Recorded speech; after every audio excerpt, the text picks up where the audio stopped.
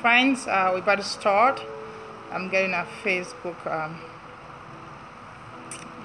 set up, get ready. So give me a second there. Hello friends, good afternoon. Thank you for your presence today, and we thank God, of course, for another day. This is the day that the Lord has made. We will rejoice and be glad. Today, friends, we are talking about anger. Anger, that poison of the spirit. Anger is poisonous. It is like something cancerous that can invade our spirit. It is not a surface thing. It is even beyond a heart thing. Anger is really rooted in the spirit, and so we have to be very watchful, because it really goes down into the very roots of our being. And because it goes that deep, we should be very weary of letting it come in quickly. We should guard against it, like the Bible tells us, because when it takes root in the spirit, it is very difficult to uproot. After it's taken home in our spirit, in our souls, it is so hard to cast it out. Now, anger is part and parcel of the human experience. We all know that. We've all been angry. We've all been angry. And in fact, it is not just a human experience. God himself, and God is not mortal. God is spirit, and God himself gets angry.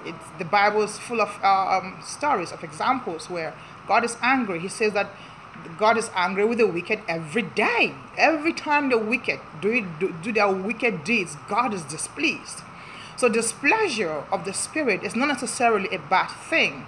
In fact, anger can be a way that we express our disapproval of things that are not going well. It can be a way that we express our displeasure with wickedness, with injustice, with selfishness, with anything that is not right.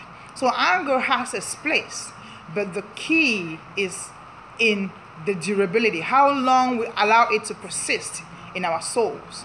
In fact, I was just saying how it is a spirit thing. Ecclesiastes chapter 7 verse 9 tells us that we should not be hasty in our spirit, not in our minds necessarily. Say in the spirit, don't be hasty in your spirit to be angry, for anger rests in the bosom of fools. That is very important. Two things there. It's really, like I said, a spirit thing. It goes to the core of our being. That is why God himself, also spirit, does get angry. So anger is not something that is on the surface. That is why we should be very careful engaging in anger, and even more careful of the people who want to mine our anger, who want to exploit us when we are angry, because we are very, very vulnerable in those times.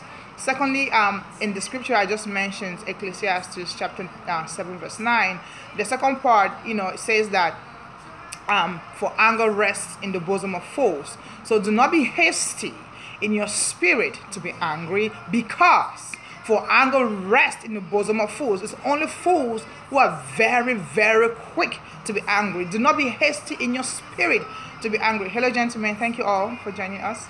So we have to be very careful. That's why the Bible says God is long suffering. He is slow to anger. That is wisdom. Anger rests in the bosom of fools. The fool is a person who is very hasty, who is quick to be very angry. The slightest thing will set him or her off. The slightest thing, and they are provoked, and they've lost control of their consciousness. They've lost control of their mind. They've lost control of their faculties. They do not know it, and that is the danger of that. They don't know that they're no longer in control, and that is when the enemy can quickly come in and weave it in his wicked ways. In fact, we see in Ephesians chapter 4, verse 26, that tells us that it says, be angry, but do not let the sun go down on your anger. But the next verse is very important. Verse 27, because it says, neither give place to the devil. So those two things we have to watch out. When we are angry, the first thing is to make sure that it is short. It is short. God is long suffering, and he's slow to anger, and plenteous in mercy, which means that one, he doesn't get angry very quickly, and when he does, he gets over it quickly. That is the wisdom, because anger rests in the bosom of fools. And our God is an all-wise God. And so he's telling us that this is how we do it. Number one, when we do get angry, because we will get angry, but to be watchful, that we don't go to bed, we do not let the sun go down, that another sunrise doesn't meet that anger. Why? Because when the anger lingers, that is when we are giving place to the devil. And we know what the devil does. He does nothing but to steal and to kill and to destroy. And he's going to come in and use that anger that is resting in your spirit, that you have allowed to linger in your bosom. You've allowed that anger to see another sunrise. And he will find a way to add more poison already to that spirit that was already sick. He's going to come in there to use it in ways that are unhealthy. And we see this, my friends, it is scary. It is so scary in our world. Look throughout history, every time there have been genocides, every time there have been pogroms, every time there have been some ethnic cleansing, some wicked mass killing, abomination, like really crazy wicked things that have happened. It has always started when demagogues, when really sociopaths, I'll call them, they notice that people are angry, and then they channel that anger. They will whip it up, like they will throw red meat, like someone is throwing red meat into a den of tigers. And the people will come, the anger will rise up even more in their spirit, and it will flare up like someone pouring gasoline into a big fire. And now you have an even larger conflagration, because anger is being fed. And why is it being fed? Because there's a dangerous person. There's that devil who's sin, that your spirit has allowed that cancer of anger to come in, and he's going to feed it and feed it. And when he's feeding it, he's telling you that he's on your side. When he's feeding it, he's telling you that you are right, that this your anger is righteous, that you ought to be pissed off, and you need to do something about it, and you need to make them pay. But he's not for you. He is just using you. You are just a tool in his scheme of wickedness.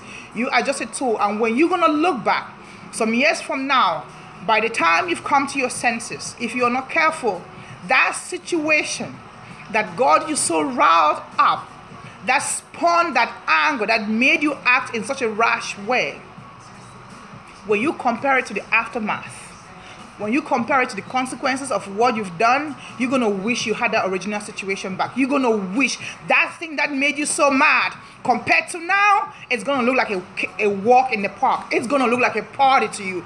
Because why? You acted in anger. And every time we act in anger, we're never being wise.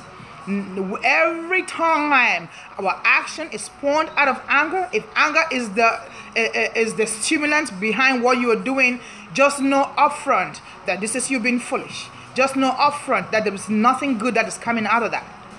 There is nothing good that is coming out of that. Let it go. Don't let the sun go down on your anger. You have to dispense of anger. God is slow to anger. He's long suffering. His long suffering. That's why the Bible tells us that justice is good, but mercy trumps justice.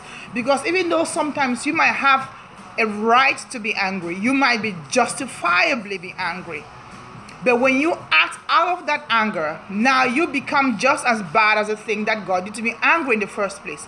But maybe when you're able to calm your spirit, to guard your heart, then your anger can simmer down.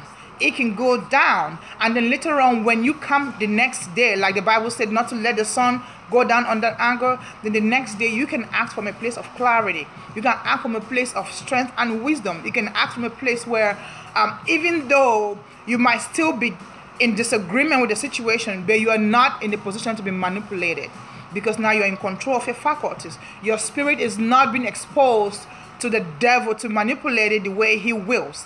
Now you are able to tell him to flee, to depart from you, because even though I still do not agree with what happened, I vehemently disagree. I am not saying that I've changed my position. I'm just saying that I am not going to be manipulated. I'm not going to be a tool for the devil to carry out his wicked schemes. I am not going to cooperate with that. Because when I do that, I become just as guilty, if not more, of the thing that I'm criticizing. I am no different now. I didn't like that, and then I lashed out in my anger, and look at what has happened. Look at the mess I have created. And so now I'm trying to clean up. the mess that I created, and the devil is sitting there laughing. He is having a hell of a time at our expense. We should not do that. That's why we should know when we are angry, that is a very dangerous territory for us. I do not care what the cause of your anger is. Even if you're justified in your anger, even if, yes, you are right to be pissed off, know that at that point of anger, at that point where your spirit is teetering on that ledge, I feel like it's like you're standing on the ledge and there's a big cavern below. It's a big slope. It's a hill, a valley below. That's where we are when we are angry, and we are just teetering right there on the brink. We should be wise to pull ourselves back. Come back to the land of reason. Come back to a cool, calm spirit. Come back to the place where your mind is quiet. It's quiet, where you can hear the wisdom of God, where you can even have the consciousness of mind to even ask God for wisdom. Because when you lash out in anger, you are not thinking. You are not looking for the wise thing to do. You are not even seeking God at that time. But when you can step back from that ledge, like somebody who's almost going to jump off a bridge and kill themselves, you come back and then say, Lord, what do? I really do not like this. I disagree with this. This is unacceptable to me. I don't like it. But how do I react so that I don't become a fool? How do I react so I don't jump off this bridge and hurt myself? How do I deal with this so that I don't end up in a place where I need to come for forgiveness, where I need now to start cleaning up a mess? So I have just added mess to another mess. When we do not control our anger, my friends, we are tools for the devil. And there will be many people, who will be very glad to take advantage of that, to manipulate that anger. It will be their delight. And that is why they will gin up that anger more. They will come and tell you more and more things why you ought to be angry. They'll say, oh, have you thought about this angle? Oh, yes. Think about this. My goodness, you are so right to be angry. And imagine, can you believe they said that? Can you believe she did that? Oh, if it were me, this would not stand. If it were me, this is what I would do. And so they will feed your anger. And if you could see your spirit, it will be like a balloon that is being pumped with more air, and it's getting bigger and larger and more inflated, but not with something good. Not with something good. And so when it explodes, it really will be like a bomb that was thrown in a place. And at the very least, your spirit has been diminished somewhat. You've gone down somewhat. That is not a high place for you. And you've allowed someone to use you in a way that you would not have allowed if you weren't angry. You would do things that you would not have done if you weren't angry. Do not be hasty in your spirit to be angry, for anger rests in the bosom of fools. And not only that, we should not give place to the devil. Giving place to the devil is where anger goes awry. That is when things get complicated. That is when we begin to do and to get results that we do not really want. Most of the times, and you see this, let me just talk a little bit, politically. It is so scary to me, like all over the world, you see right now, is to see there's some sea of ungodly change going on. The leaders that are coming in, they are not inspiring leaders. They are not trying to bring the best out of people. What are you looking, in Europe, in Africa, even in the United States? I'm sorry to say. People who are in leadership, they are not trying to inspire people to bring us together to solve big problems. All they want to do is to point out the reason why I ought to hate you and you ought to hate me, why we ought to disagree. And they will wrap all of that around as if there's some common sense, as if there's something that some good about it. See, that is the thing with the devil. He always makes it seem as if he's on your side.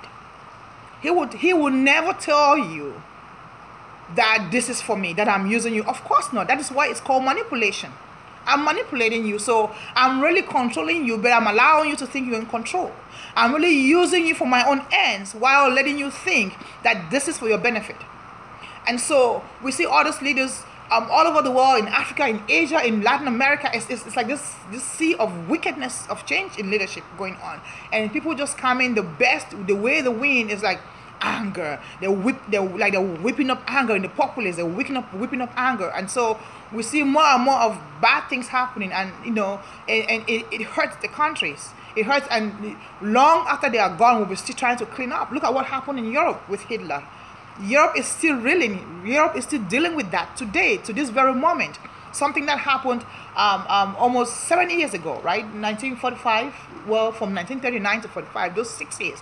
Those 6 years, for over 6 decades, we're still dealing with the consequences of that. And it's not just what happened then.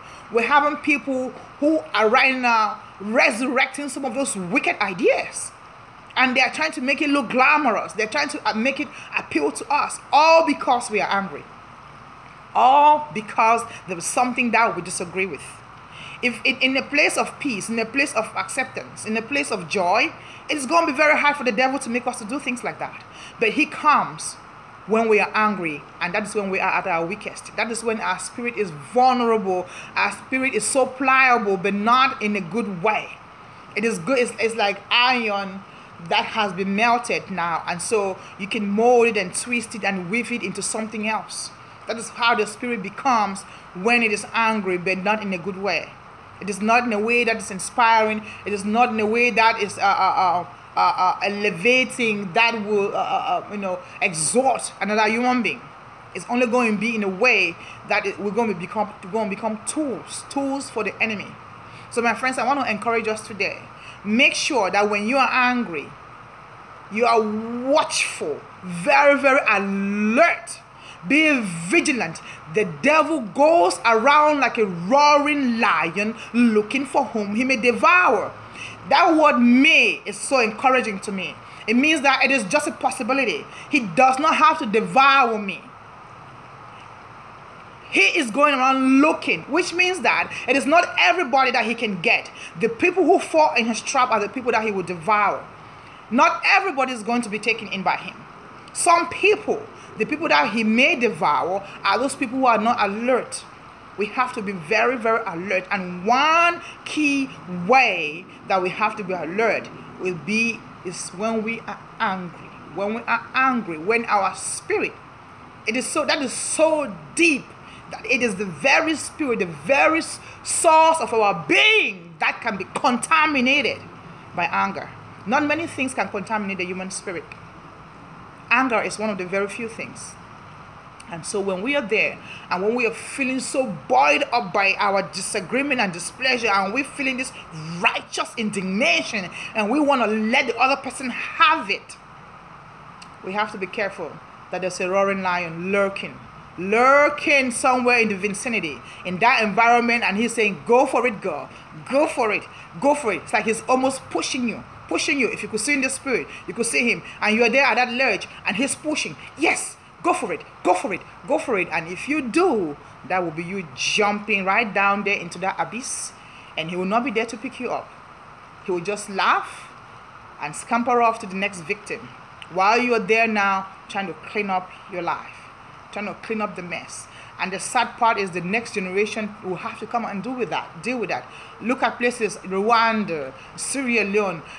Let me tell you, even in Nigeria, well, we had our own civil war in the 1970s. There are still repercussions. Those things are still rippling through the country. You still have tribes and regions still going at each other's throats because of that one time that we allowed the enemy to take us to war, to where we could have sat down and spoken to our brothers and sisters. It is always expensive. It is always much more expensive to lash out in that anger than to sit down and to bring it back. I don't care how unhappy you are sometimes. It is always more expensive when you go and do the deed of the enemy than to pull back. It is just that our pride will not let us do so. Our pride will not let us do so, and the enemy again is sitting there telling us, if you let go, then you are the foolish one, then you've been used, not knowing that if you listen to him, that is when you're going to be used. That is when you're going to be manipulated and exploited in ways that will not benefit you or your children. So we have to be very careful, whether it's at work or we're going to vote for elected leaders, whether it's in our school board, in our local communities, mayors, governors, presidents, prime ministers, even in our local sororities, wherever we belong, be careful that you're not casting that vote out of anger. Be very careful. Be very careful how you cast that vote. And even if you're acting, your anger is in what I'll call righteous indignation, where you're trying to right a wrong, know whom you are allying with, because you can go into something with very good intentions. You can really be justifiably angry, and so you start flocking around people who are also condemning what you're condemning, but really their end goal is not the same as yours. It's as if you and I walk into a dirty house, right? We both disagree about the untidiness. We don't like that this is very unclean, and so I say, yes, let's go in and clean it, because I want to restore things to their normal ways. I want them to be orderly. I want them to look beautiful. Meanwhile, the other person disagrees with the untidiness, but they just want to burn down the house. Okay? They don't want to clean it up. They don't want to restore things into a peaceful, calm, orderly fashion. They want to eradicate, like set it on fire. There is a difference. There is the difference. And so when we know that, we have to be careful which camp we join, which group we join. We're all saying we don't like the same things, but what is the end goal? Do we really, are they going where you're going? I don't like this. Good. But do you want to fix it, or you want to set it on fire? Do you want peace, or you want to just increase the anger? There's a difference. So even though we are angry and we are justified in our anger, still the way we deal with it, how we handle it, the people we ally with, the partnerships we make, the groups we join, it's very important. Just because you and I don't like the same thing does not mean that we have the same end goal in mind. We might not like this and I want to change it, or we might just want to split and let things go awry. It's different. You know, even in your marriage, you might not like what is going on, but do you want to go for counseling? Do you want a repair of the marriage, or do you just want a divorce? There's a friend who can be telling you, girl, that is not right. I don't like, oh my goodness, that is not good. But, you know, you need to work things out. And there was a friend who was telling you, pack your bags. That man is a wicked man. If it were me, I would not stand that for another day. Oh, girl, he is tripping. Just, you need to let him go. There's a difference. What he did or what she did wasn't right. But what is the end game? What is the plan? As much as you disagree, what do you plan to do? That is what makes all the difference in the world. That is what sets the fool apart from the wise person. That is why how we're going to show that we are not giving place to the devil by the special grace of God. So, my friends, that'll be all for today. Thank you for your time, and I'll see you tomorrow. Bye for now.